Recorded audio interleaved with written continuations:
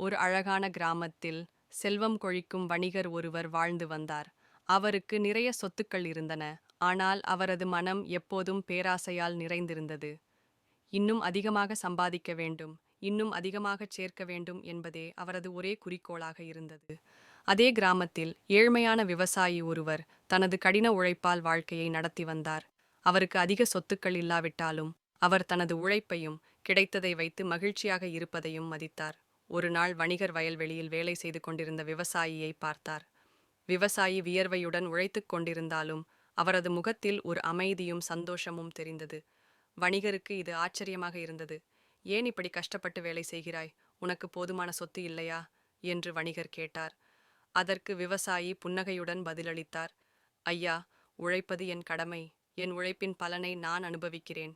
எனக்கு தேவையானதை இறைவன் கொடுக்கிறார். அதில் நான் திருப்தி அடைகிறேன்." வணிகருக்கு விவசாயியின் பதில் புரியவில்லை. "திருப்தியா? இன்னும் அதிகமாக சம்பாதிக்காமல் எப்படி உன்னால் சந்தோஷமாக இருக்க முடிகிறது?" என்று அவர் ஏளனமாக கேட்டார். விவசாயி அமைதியாக சொன்னார். "ஐயா, உண்மையான செல்வம் என்பது பணம் மட்டுமல்ல. மன அமைதி, நல்ல ஆரோக்கியம், அன்பான குடும்பம், உதவும் மனப்பான்மை, இவை எல்லாமே செல்வங்கள்தான். இவை எனக்கு நிறைய இருக்கின்றன." வணிகர் இதை கேட்டு சிறிது நேரம் யோசித்தார். அவர் நிறைய பணம் சம்பாதித்திருந்தாலும் நிம்மதியாக தூங்கியது கிடையாது. எப்போதும் ஏதாவது ஒரு கவலை அவரை அரித்துக் கொண்டே இருந்தது. அவரது குடும்பத்தினரும் அவரது பேராசையால் மகிழ்ச்சியாக இல்லை.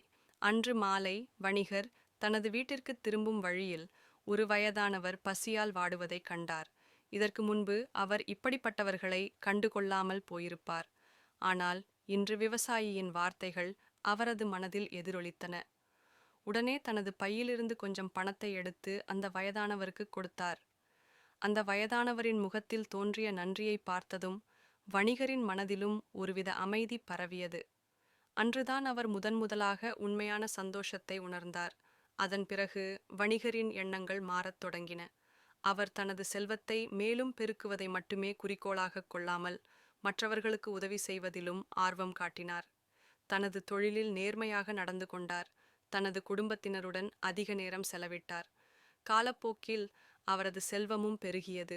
அவரது மன அமைதியும் அதிகரித்தது. அவர் இப்போது உண்மையான செல்வம் எதுவென்று உணர்ந்திருந்தார்.